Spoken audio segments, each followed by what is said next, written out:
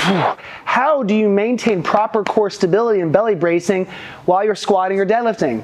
My name is Dr. Grant Elliott with RehabFix, here to show you how. So, basically, big belly. Woo! I talk about it all the time. Having a big belly. And some people find it difficult to kind of figure that out. Okay, what do you mean, Grant? What do you mean push your diaphragm down, brace out, keep the belly big? I'm having a hard time figuring it out.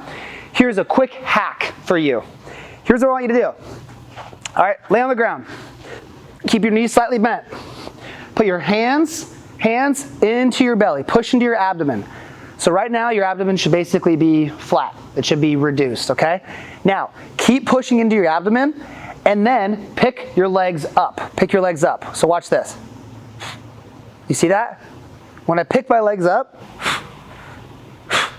my hands shoot out. Here, look at this. Let's get a superior view. So get in here. So watch my hands, okay? You see that?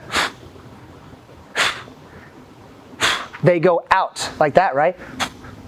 When you pick your legs up with you on your back, it flattens your back to the ground and it braces your core. It braces it. That's the kind of bracing position you want to have while you're squatting. That's the position you want. So what you can do here is you can pick them up. All right, see what that feels like? And now you can try to hold that. So now I'm going to try to hold it. I'm going to try to hold it. I can try to get off the ground a little bit. I can see if I can maintain it.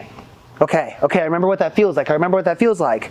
Now, you might go to your squat rack. You probably wouldn't throw the bar over like this, but now when you go to do your squats, you can remember how that felt. You can remember, okay, I remember how that felt on the ground, picking the legs up. Now, when you go back into your squats, you can have a better stabilized core, better core stability, low back stability as you do your squats, and you can have no low back pain. Let's fix your low back, guys, come on.